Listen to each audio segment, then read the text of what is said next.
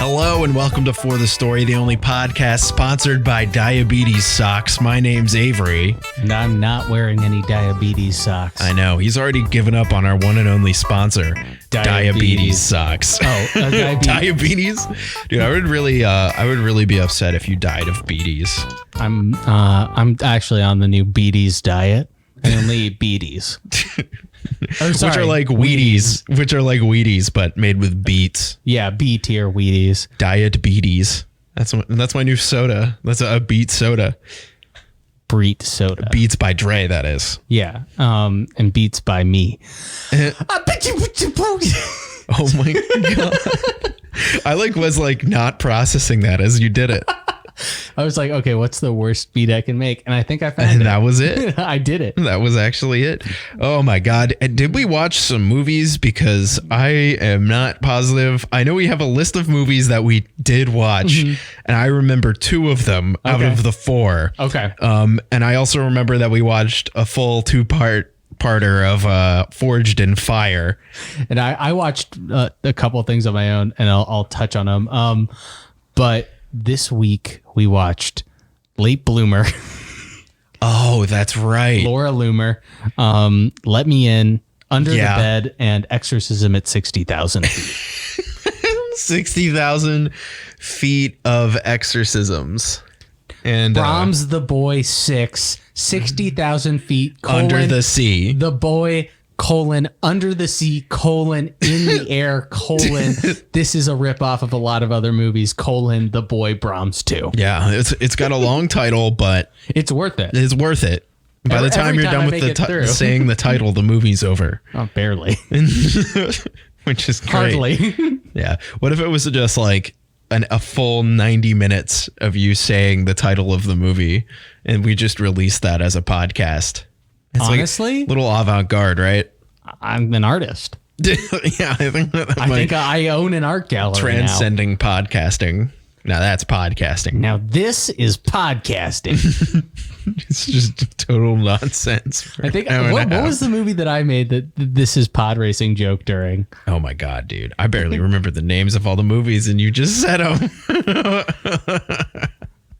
Maybe it was Under the Bed. Oh, because man. the little kid looked like little Anakin. Oh, he did a little bit, yeah. That kid was a himbo in Under the Bed. Oh, the little one? Yeah, he was a fucking himbo. Yeah, he was hitting on girls, and he had a wife. Was like, what that pussy do? And I was like, whoa, you're like dude. 12, dude. Why don't you hide under the bed more, idiot? And then he was like, hey, I murdered my entire family. Yeah, that's what it was. Absolutely a himbo. The kids that you thought were going to be like the bully kids came into the diner they were sitting at and was just like, yo, what's up? You guys gay or whatever? And they're like, no, we're brothers. And then he's just like, but I killed my whole family and you're next. And then those characters disappeared from the film. Yeah, never were back in there. There was a love interest girl that was occasionally in it, but was totally dropped. Yeah. Did you watch anything else this week that we should talk about before we get into our big movies? Yeah, I want to bring up a movie that was just on Shudder called Coherence, and it was pretty good. The cat's getting ready to bite your toes. I know. It reminded me of a different movie that I watched. Nice. And it was almost the exact same concept, and now it's totally slipping my mind, and I feel like I'm slowly becoming a dumber person because this keeps happening to me. It was so much like another movie. But anyway, the plot is that a whole bunch of dinner friends all congregate at a place. And it's that one where they get locked in the house at dinner. The one where the TV tells them that they're under quarantine. Oh, not that one. Okay. Not that one. That is a good one though. I know which one you're talking about. It's letters, not interest, not included. Yeah, it's something like that. Yeah, it's follow the instructions included or something, or instructions not included. I don't know. It's something like that. It wasn't that one that I'm thinking of though. Okay. There was another one that had almost an identical plot, and I can't fucking remember what it was. Well, tell me the plot. Maybe I can help. Anyway, so the idea is a whole bunch of dinner friends congregate together, and the guy who played a character on Roswell is one of the actors.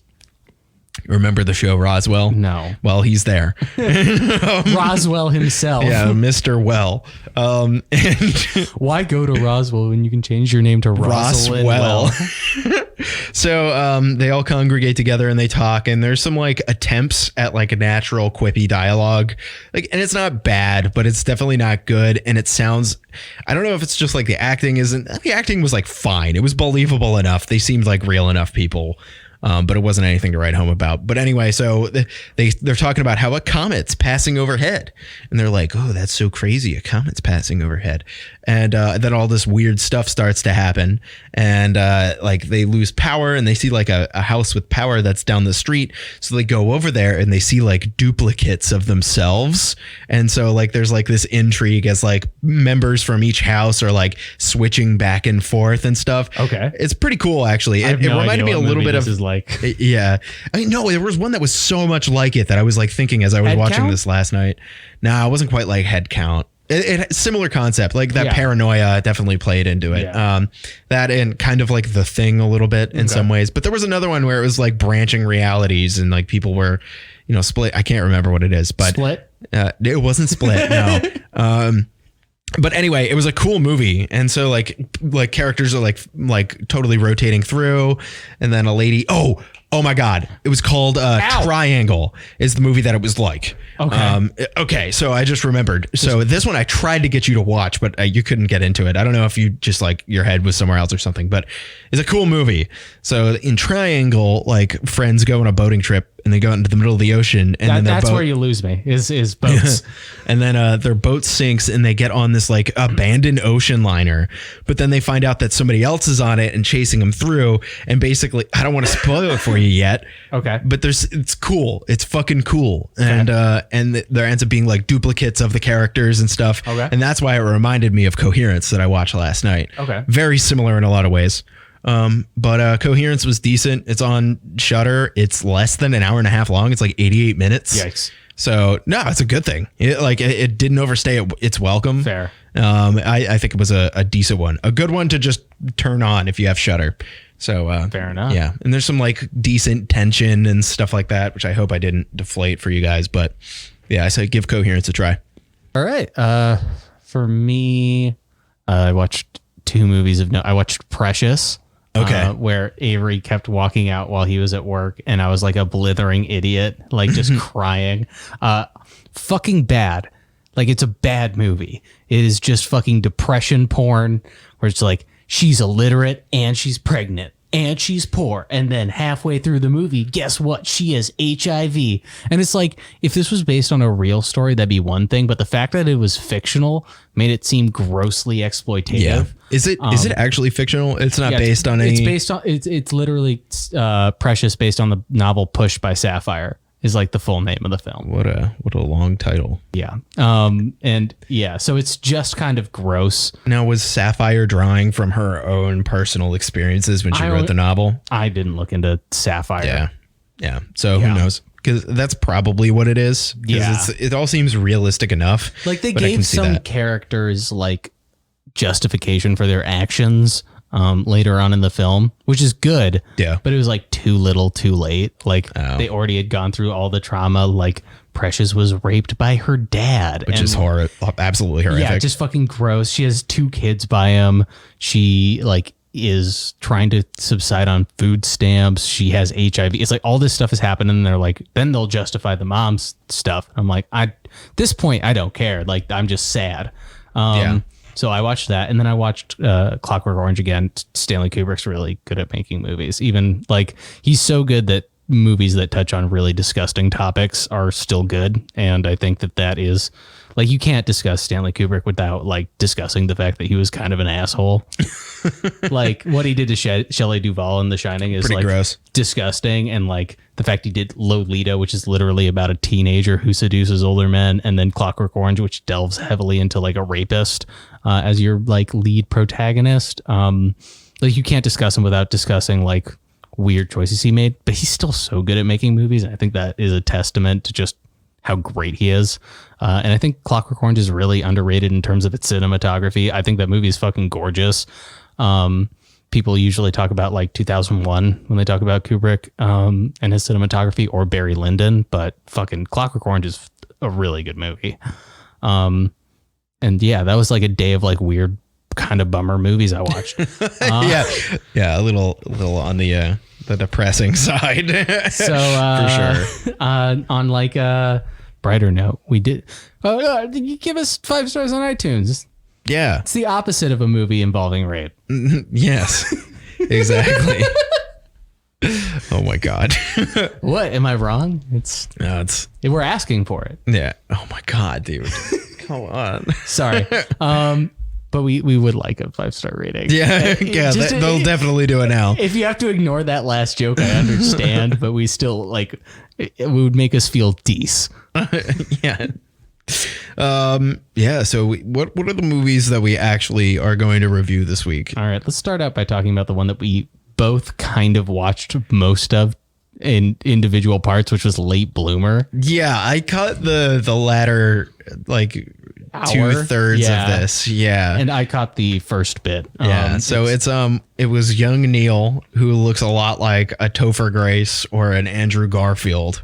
Or an Andrew Topher. Yeah, very much in that genre of like tall, skinny guy, baby faced. Yeah, very like young looking. So his character, his whole thing is he's like a sex therapist kind of guy. Who like his whole. This is like a new movie on Netflix, but his whole thing is he like teaches people to take their sexual like needs and turn them into something positive.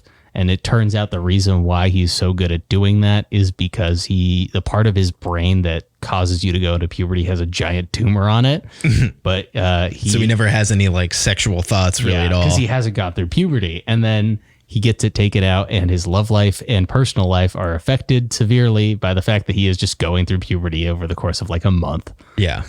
And it's I remember hilarity ensues. Some crazy lowbrow humor. I'm pretty sure there's an entire montage about masturbation. This movie does not get to talk about lowbrow humor once we get into some of our other movies. Yeah. Actually, it does seem a little smarter once we put it start in context. looking at. Yeah, that's true.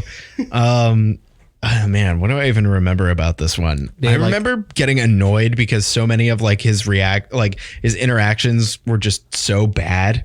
Like there was like one part where like some guy that he was talking to about like how to talk to girls and stuff is like, yeah, man, be an asshole. Girls like assholes. It was a literal teenager. Yeah, it was like a literal friends teenager with for no reason. Yeah, for comparison, I guess.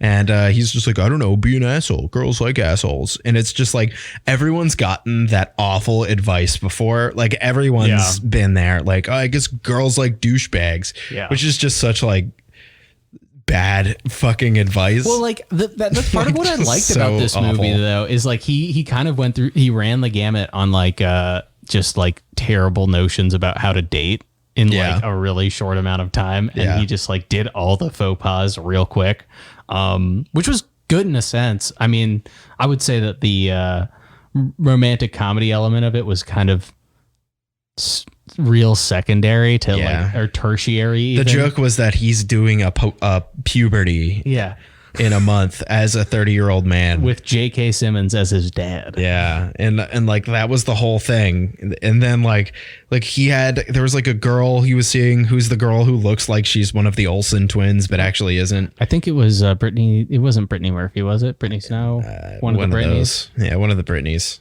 It's Brittany, bitch. And like he kept like showing up at her work and doing like really cringy stuff, and she like was still into him. It was like the most unrealistic. Like I would have really liked this if it had like more cynicism in it. Yeah, well, it's just like they fucking rushed it. Like there's no room for cynicism because they were just like, it's the last 20 minutes of this movie. We got to fucking deal with this shit. Well, let's put Bobby Flay in it, and he's gonna be the worst actor on the planet. The asshole boyfriend that. It's so dumb. Bobby Flay was the professional chef that they cut to, and he was like, "Hey, welcome, watch my show on Food Network." Yeah, it was like an advertisement in the middle of like the latter half of the movie. Literally can't speak like a normal human being. He's just like on Billy Mays mode. Yeah, it's so funny. And so this girl was supposed to be like a chef, and he like shows up at her restaurant and like pretends to do the like the what is it, the say anything like radio thing, but he holds up his cell phone. Oh my god, it's so cringy. Quiet. They first do it like overdubbed on the actual audio of the movie, and then they just cut to like the little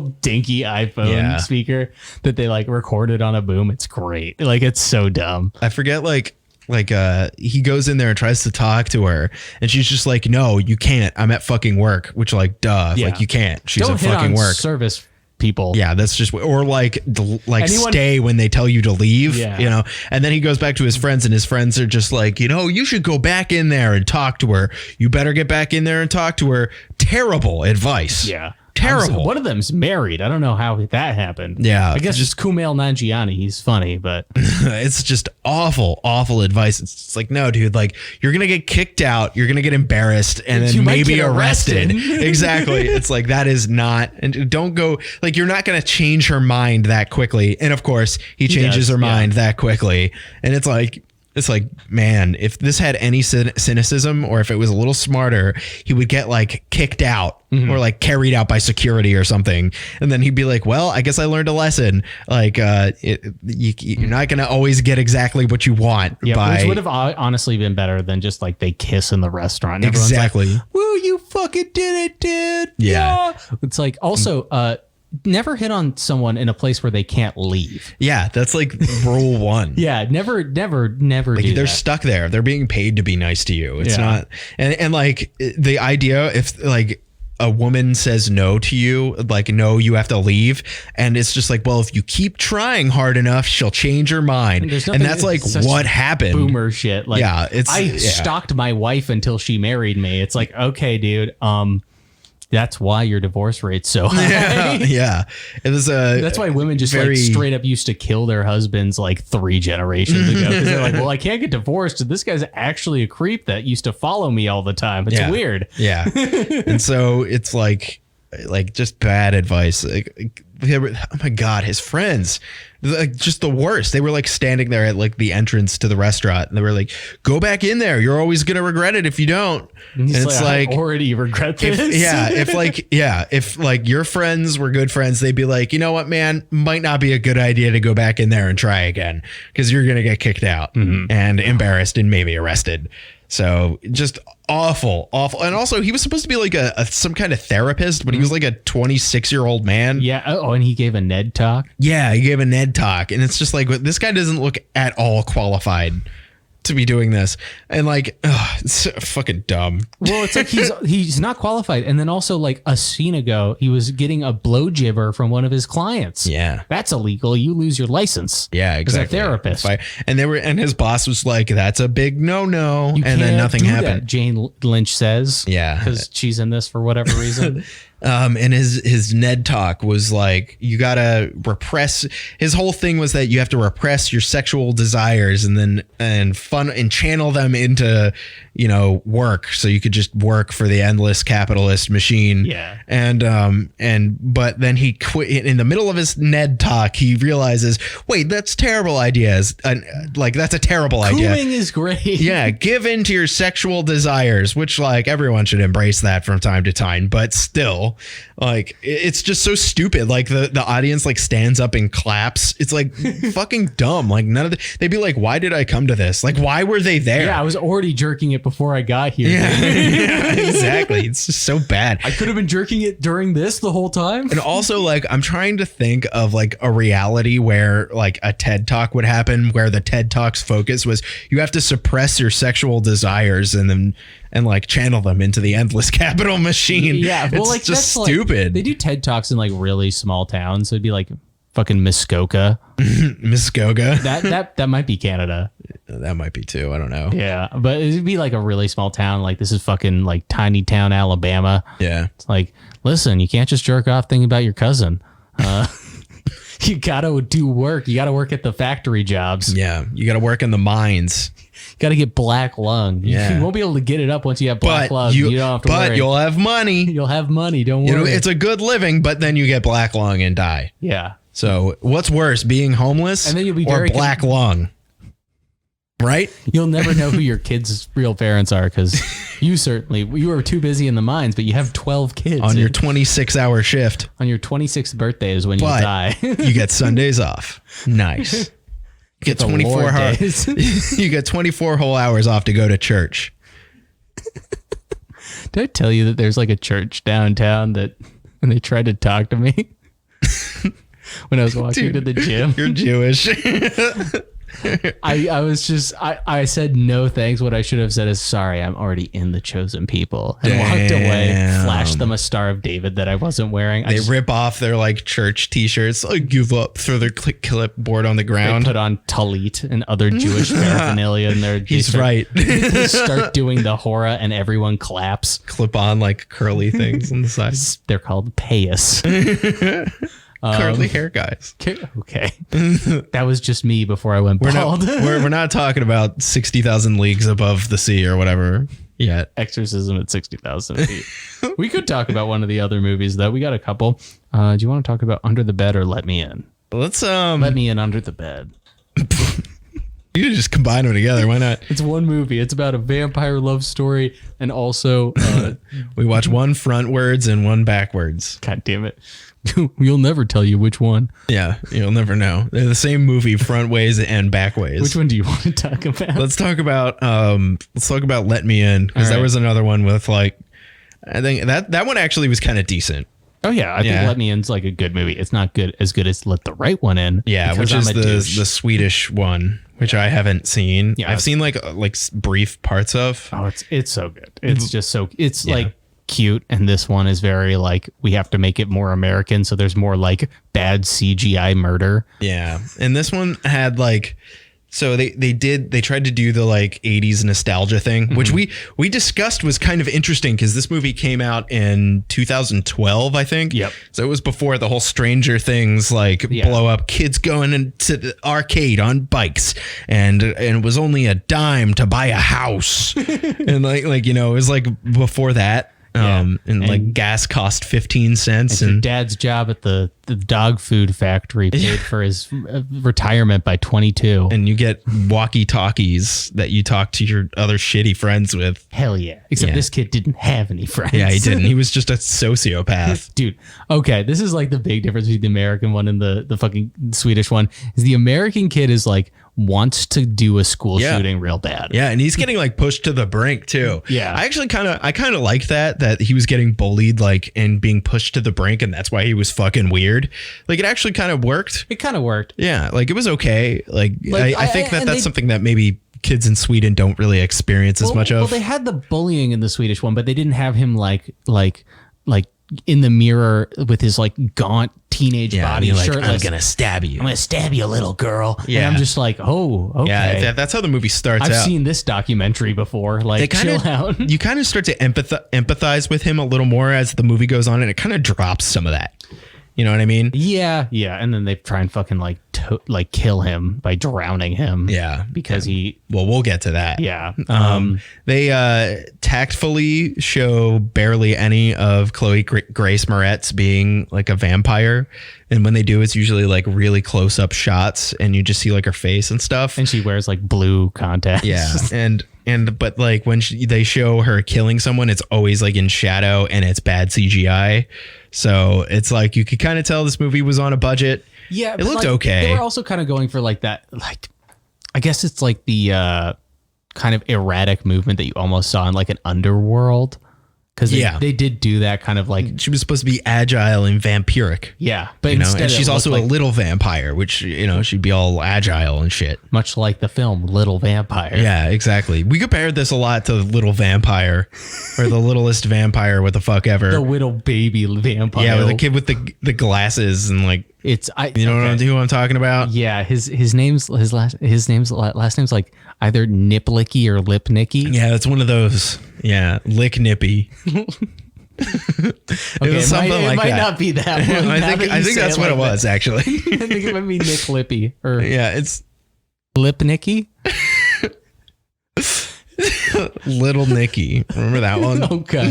That's actually like the closest thing to Let Me In. Before 2010, that was the worst Adam Sandler And it's movie. gotten so much worse. Like, I remember being like, Adam Sandler's like decent a couple movies. Let me check this out. Yeah, he kind of like oh no, veered off the beaten path a couple times. And Little Nicky's like at a Knicks game at one point, and I'm like, oh, what? well, Adam Sandler wanted to go see the Knicks play.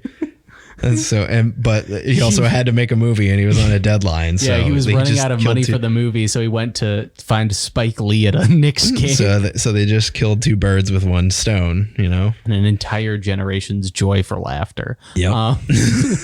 So yeah, Let Me In. Yeah, it's basically the littlest vampire. Yeah, and it's like a love. It's a love-ish story. They have like young, like preteen love. It's kind of cute, I guess. I mean, like this is the one thing that they didn't do as well in the American one. I think it's just like it more was trying to be like a horror movie. Yeah, for sure. It like succeeded at parts. Yeah, it succeeded at parts. Like the thing about it is like the original one came out before like the Twilight books were a big thing, and so like like a vampire human love story was kind of unique still. Yeah, and like this. It might also just be my like jaded post Twilight mind because, you know, as you know, Avery doesn't let me watch any other movies besides the Twilight films. Yep. Don't listen to the first part of this podcast if you made it this far. It's all about the Twilight films. Avery's holding a knife right now. Hey, dude, you can't do this. Shut the hell up. Sorry, it's a knife gun. It's one of those ballistic spring-loaded knives. He's a Russian agent. So Let Me In. What else? Oh, I think my favorite part of Let Me In, because you thought at first that the old man that she had following him around, oh my God, I can't fucking talk. The old man that she had following her around, you were like, oh, that's just her dad, and she became a vampire, and he takes care of her. And I was like, oh, well, that kind of sucks. I kind of wanted him to be like a rotating member of like some like dude that she gloms onto to take care of her, and that's what it ended up being. Yeah. And that is way more satisfying than it's just her dumbass dad. Yeah, and they did it really well, where they like didn't reveal how old she was and like all that. It was good. Yeah. And I think my favorite part of the movie is when the little kid is going through her old photos, and like they're like talking about her dad, and then he sees a picture of like a young kid hanging out with her and realize that he's like just the next one. Like it all clicks for him. Goes through with it anyway. Yeah, like he does. Fucking crazy person. Yeah, he goes through with it. And but it all clicks for him. And that was like the best part. That was like actually terrifying when it's just like, oh, you realize like, oh, she's actually like kind of got a plan here, and whether or not it's like, that was definitely creepy. And he realized like, I'm signing myself on to be this girl's caretaker forever. Yeah. Now until he dies. It's fucking crazy. Because like that caretaker was literally killing people and draining their blood into so she could drink blood. Yeah. Which was crazy. Yeah. I'm a douche. I think the Swedish one's better, but this movie's not bad. I will say like it's still better. Like a really good movie. There's like a recurring thing where movies that are well received that are European for some reason feel like Hollywood feels the need to remake them. And which I think is redundant and kind of dumb. It's like, I don't see why Hollywood, it's like that annoying American thing where it's just like, well, it's not in English, so we'll make it better if we shoot it in English. Yeah, the feeling that like there are already so few original ideas in Hollywood. And that's just another thing that they do is they have to copy, and it is annoying. But this kind of like broke the mold of that and was actually a decent movie. Yeah. So they actually did a good job adapting it and kind of changing some key details. Yeah. And like the Rotten Tomatoes reviews, obviously very not the best metric, but you know, not always. Yeah. Sometimes it gives you an interesting picture, especially when you're comparing like the original versus like an adaptation. Because the original was like get a good picture. 98% on Rotten Tomatoes, and the remake was an 88. That's still not bad. That's not a bad translation.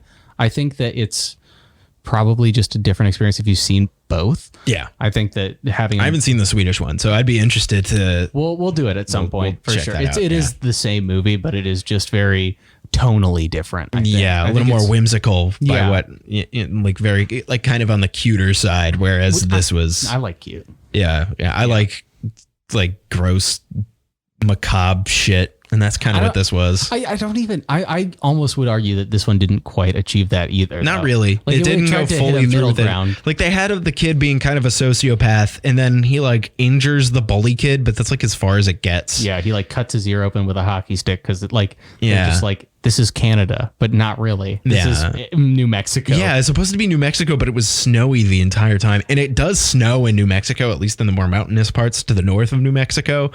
But like, it's not like it snows and then it's on the ground for weeks at a time. The lake freezes and you play ice hockey with. That's not New Mexico. I don't even think there is a lake in New Mexico. Like I'm don't have sure water, dude. Like it's the desert. It doesn't really get like that. Yeah. This looked much more like a Montana or even like an upstate New York. It should have just been Canada. It should have just been Canada. Yeah, it was probably filmed in Canada. It actually was filmed in New Mexico. See, like I don't see how that's possible. Yeah, that's what I don't. Like, how'd they get all that snow? Unless it was fake snow.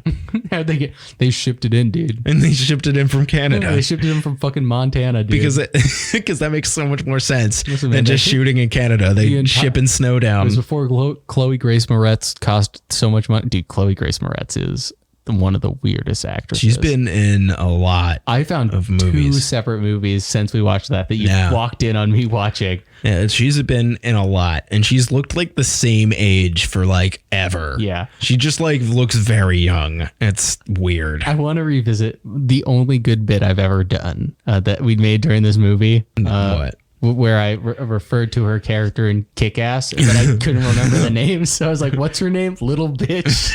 And Kick-Ass, her name's Hit Girl, and you were just like, what is it, little bitch? It's like close enough, whatever. I mean, like, that's kind of what the character was. Little bitch.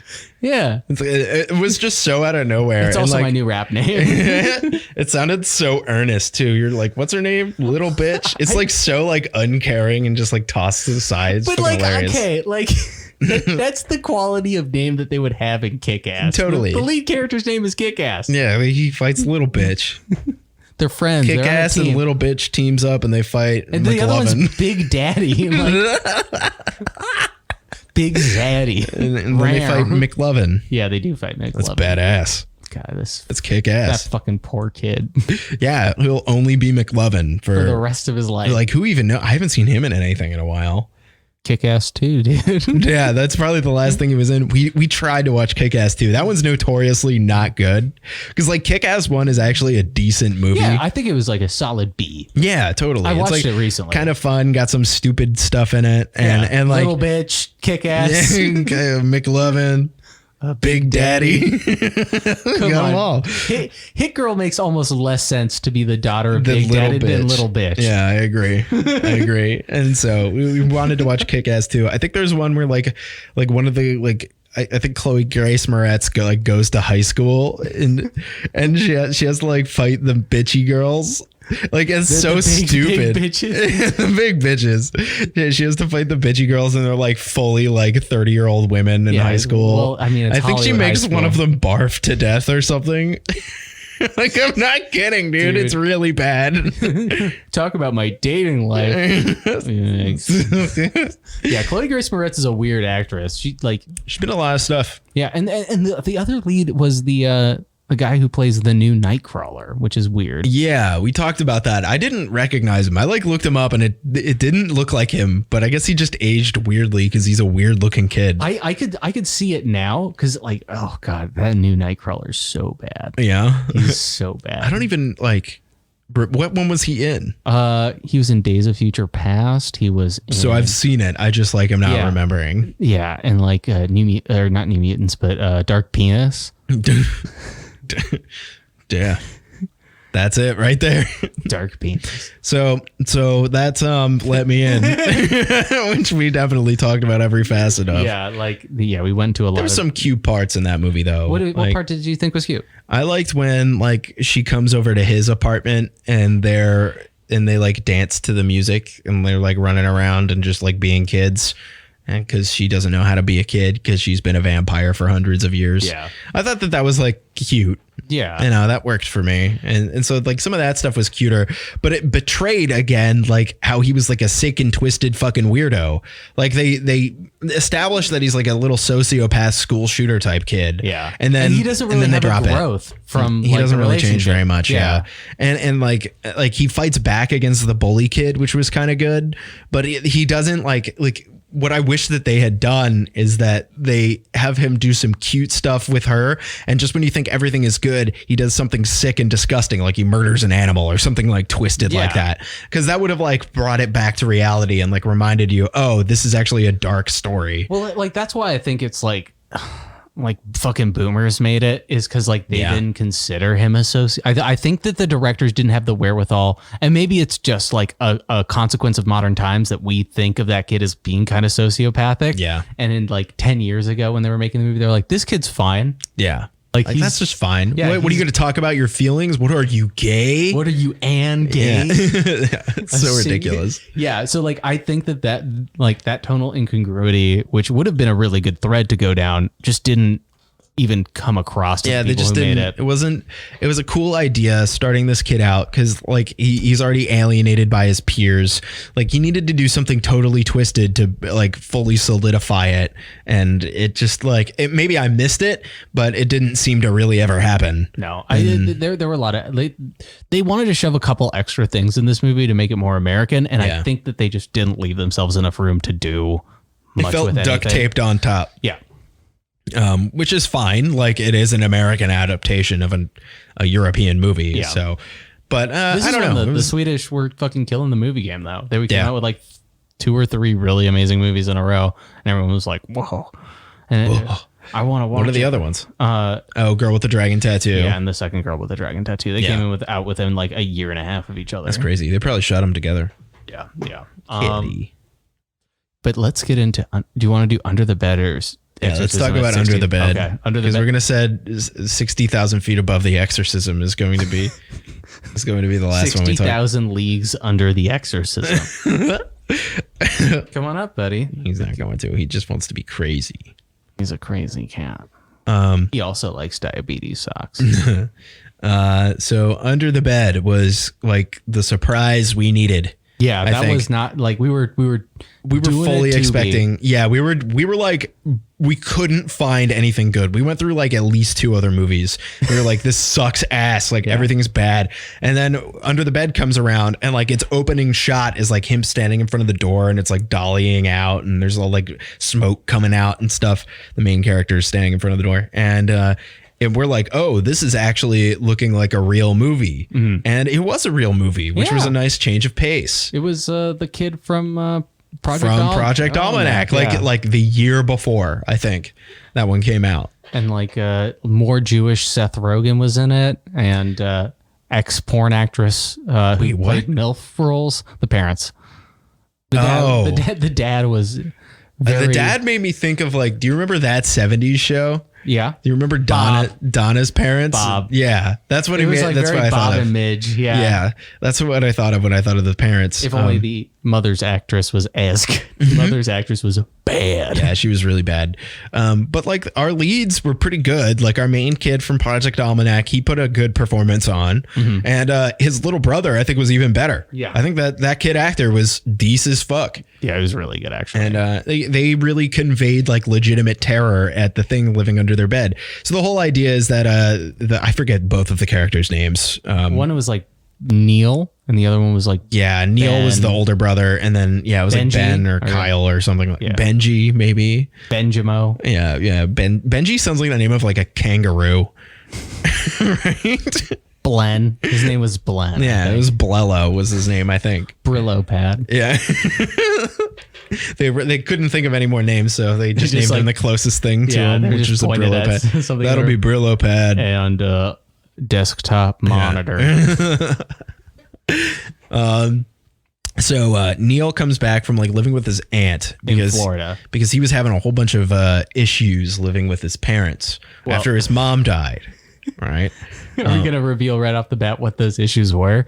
We're talking about it. Yeah, sure. Let's talk about it. So he burnt down his house and killed his mom on accident. Yeah. And is somehow not in fucking jail. I think they didn't say like They said he was like locked away, but they kind of Yeah. thought it was institutional. It's kind of confusing. yeah, I think like they don't really need to go too far into that. So I think like he maybe went to juvie for a little bit and then like had to live with his aunt for a couple years or something. Yeah. But he's coming back to town. He's going to be all better. Is the idea, but he has to move back into his house, where the real reason he was having so much trouble, like in the years previous, was because there's a creature that's tormenting him that lives under his bed. Yeah. This is another movie that kind of emulated Stranger Things a lot, and like to a much greater extent, I would say. And what was interesting is that this was also years before Stranger Things. Yeah. So it's like it made us think like, is Stranger Things just like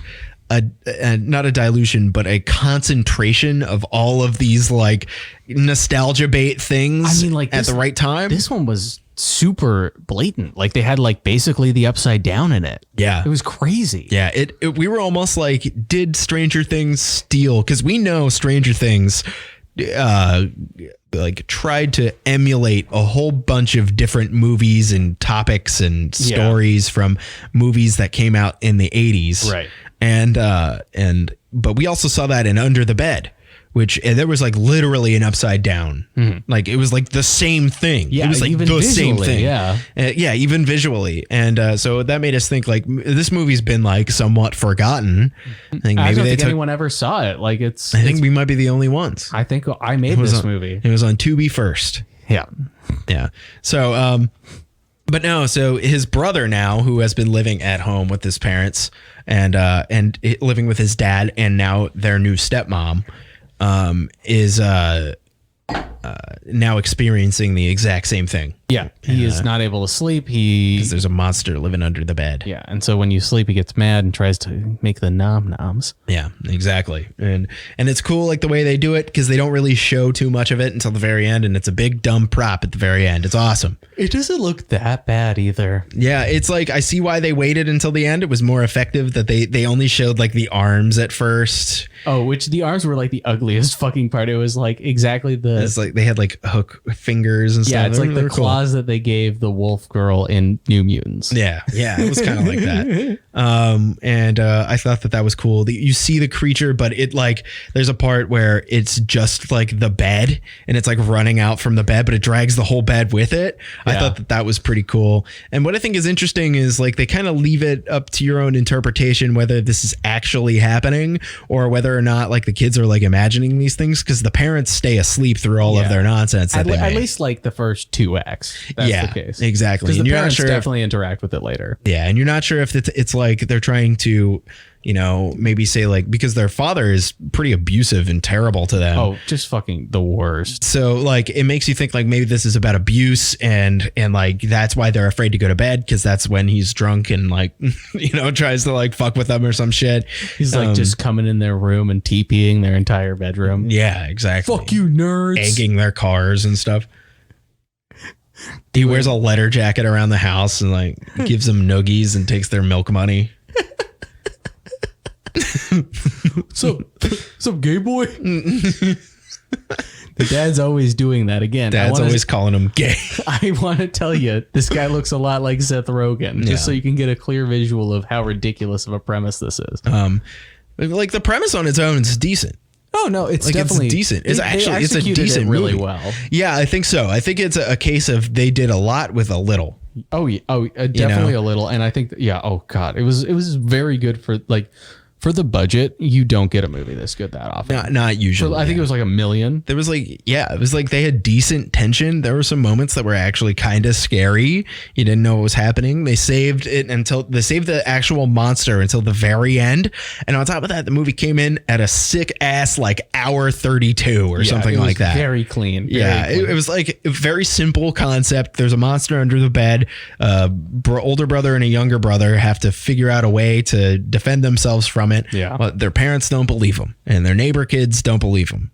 Yep. And So good. The premise of the explanation of the monster is like it comes there, and because there are so many dead skin cells under your bed, it just develops a taste for your flesh. Yeah, which is cool enough. Why not? Yeah, it gets hungrier and hungrier. It's that's fucking awesome. Yeah, and they even like go into the under the bed space to fight it. The upside bed, if you will. Exactly. And it's literally the upside down. Yeah, it's like to a T. Except like it's if the upside down was mostly made out of like linens that were left over from the shoot. Yeah, definitely cheaper looking. Yeah, but the color scheme, the whole idea that they steal one of the boys and they have to go into it to get him back. Yeah, like, yeah. It's just like so much like Stranger Things. We were like, did Stranger Things rip this movie off? Like which what? is kind of an awesome find, to be honest. Like why did nobody talk about this movie when it came out? Because it was a good movie. Probably just distribution wasn't there. I guess so. It was just like low enough budget that there they wasn't just didn't a Tubi in 2010 That's true. or whatever. That's true. Out. There was no conglomeration of every awful movie. There wasn't any.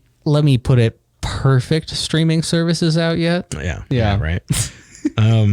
Yeah. Like I legitimately thought Under the Bed was a decent, it had some like good coming of age stuff.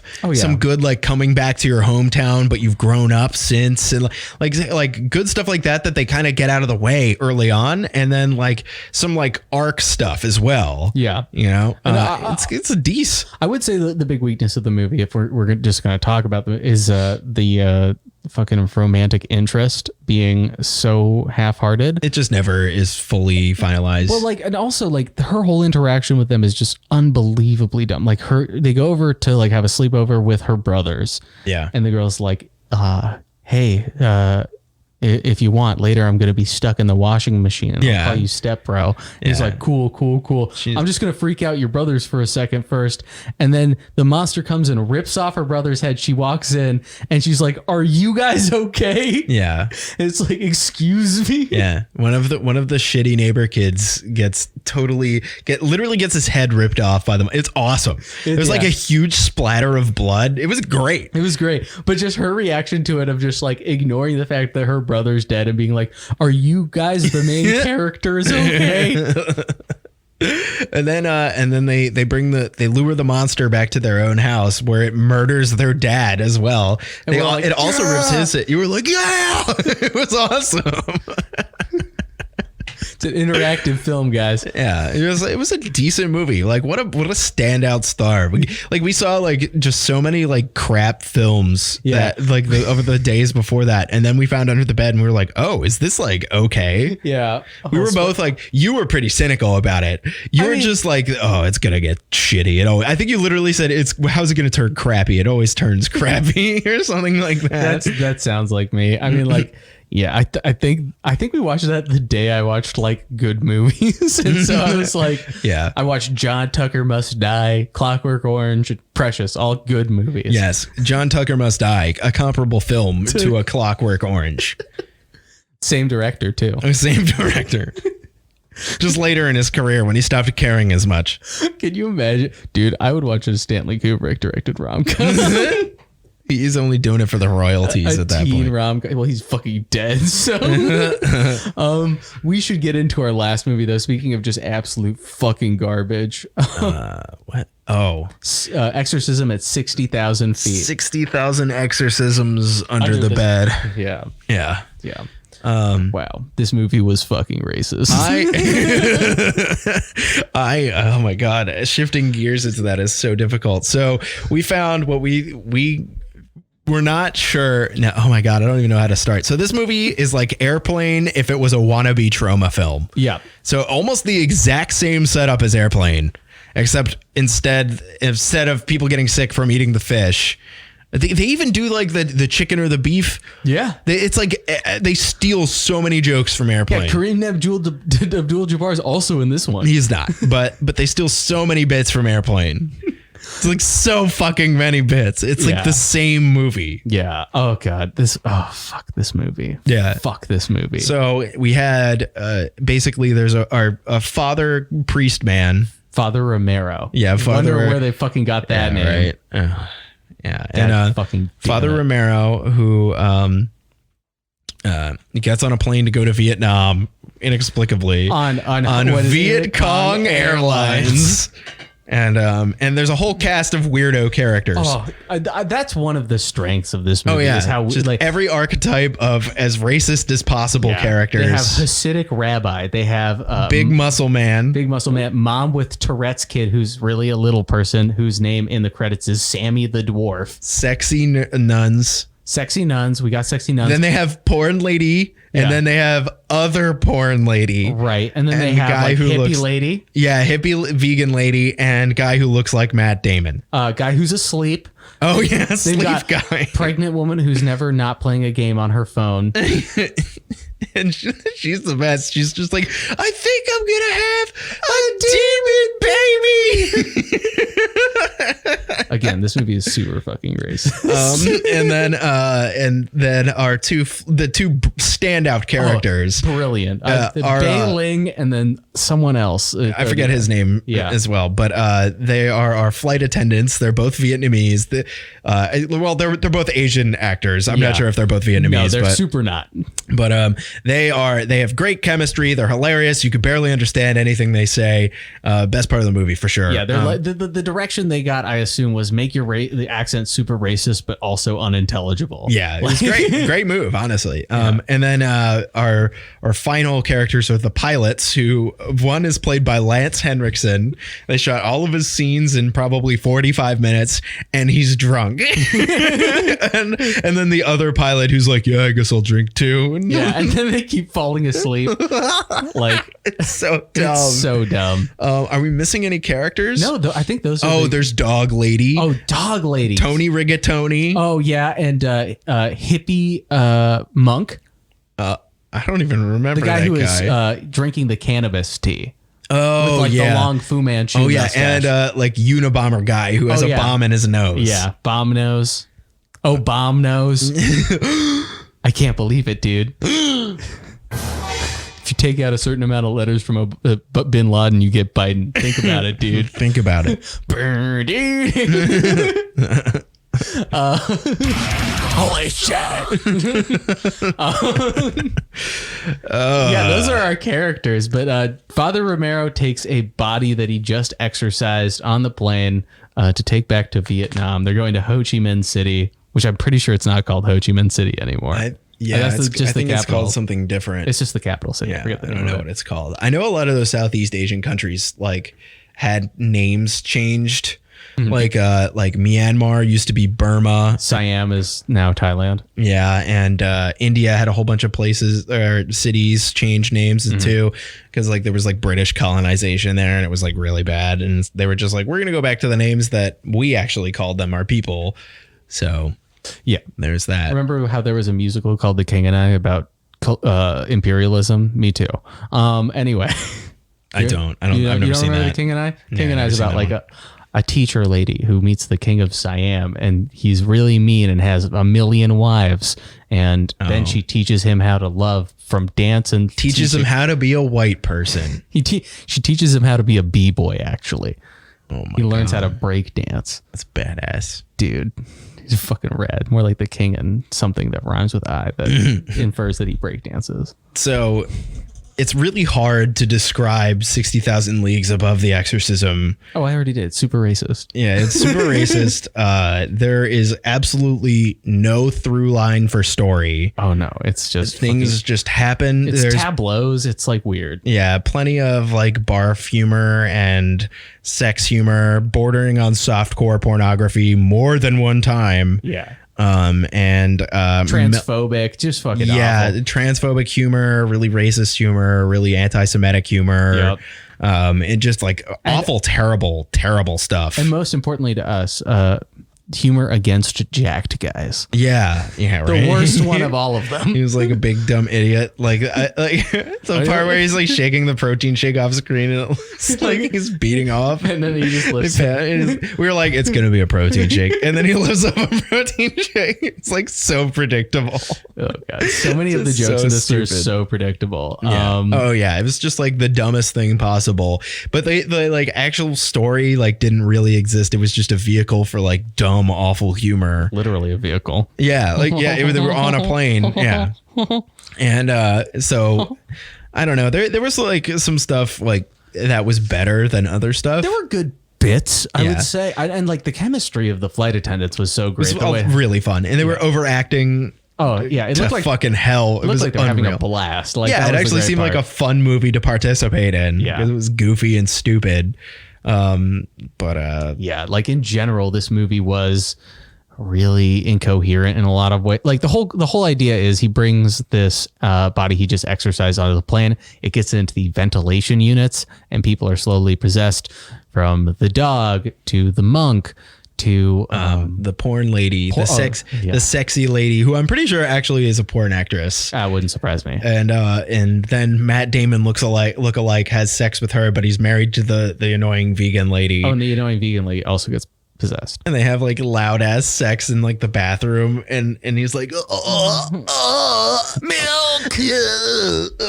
And then she turns her head around and like sprays him with goop, and then he melts. Yeah. And he's just like organs on the floor. Yeah. This was so much like a trauma movie, dude. Yeah. Like this was a wannabe trauma film. The melt was not magnificent. And like, and the pregnant lady gets possessed, and she's like, I'm good. It like flies up her cooter. And she's like, I'm going to have a demon baby. And then they're like pushing the baby out of her stomach. They're like pushing out her stomach, and it shoots out. What are you, a fucking doula, dude? That's how you do it. Yeah, right. It's how so it's stupid. Like, it's just so dumb. They did the fucking, what did they did the fucking guy on the wing bit from fucking Twilight Zone. Yeah, which I think they also did in Airplane. Yeah. Oh my Like, they just stole everything. Everything that was in this was stolen from something else. Yeah, it was just like reference the movie. It's like, you ever heard of a reference but way worse? Yeah. We're going to do that for an hour 30 runtime. Yeah. And they did. So Sammy the Dwarf, who played the, which I guess that's just his stage name. Yeah. I guess that's how he presents himself. Yeah. And, but he played a child, and we were like, no fucking way, man. He's just like, this is going to be a little bit. And he has Tourette's, so they can get him screaming obscenities. Yeah. Then they just do like the that whole exorcism joke line where they're just like, your mom sucks cocks in hell. He's like, he's possessed. He has Tourette's. Yeah. I'm going to breastfeed him now. Yeah. His mom breastfeeds him. Come on. It was so gross, dude. It was really gross. And also, like, I guess part of the comedy is they like had him dressed up as like the pretzel on the stick guy, and like he has just like infinite eyebrow and ear like piercings as well, and he just well, probably because he's like he's like a real person. Maybe he might. Yeah. Like, there's no way you have that many eyebrow piercings and don't do porn. But I mean, like, very clearly he like was probably on set because they probably shot this movie in like a day. Yeah. And like he was like, I don't want to take all my fucking piercings out. You're paying me like $30 and like dinner for the night. I'm actually getting airplane food. My favorite was how Lance Henriksen was in this, and he's just so old, dude. He's so old. Yeah, like so unbelievably old. He was pretty funny though. He had some moments like he was like progressively getting drunker and just like laughing, like as like things were. He was like, "Yeah, we're gonna fly it up to 60,000 feet. Yeah, maybe we could probably do that." Like just not caring at all. Yeah, and it was so good. Didn't give a fuck. His whole like fucking through line for the beginning of the movie is like, "I got this booze the first time I did this flight." And he just starts drinking it. And then the co-pilot's like a little horrified at first, but then he also starts drinking it. It's fucking funny. It's stupid, dude. Drunk pilots is funny to me. Yeah. So like, yeah, I mean, like shit. Like there's no story to explain here. There's fucking nothing. It's just, should you watch or should you not watch is kind of the more the through line of our review of this one. Yeah. Well, let's bring it all back around, and we're going to give 5 words and all our other jazz for 60,000 Leagues Under the Exorcism Above the Sea. Okay. Yeah. Shit. Fuck ass. These are counting, you know that, right? Shit, fuck ass. I got it, dude. Exorcism movie. Nice, dude. Killed it. Yeah, this movie is fucking terrible. It was kind of fun for the first 20 minutes and got real exhausting.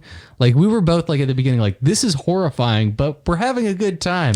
And then like the more we went through it, and then like we unfortunately because of just scheduling issues had to break it into 2 watches. Oh, so we had to finish it. Yeah. And that was a huge fucking mistake. Yeah, that second half was a real drag by the end. We were like, oh, it's almost done. Yeah, this movie is like horrifying in a lot of ways. not for the weak of heart. I honestly wouldn't recommend this movie at Heard. the end of the day. There is good stuff to glean out of it, but I don't think it's worth watching it to get it.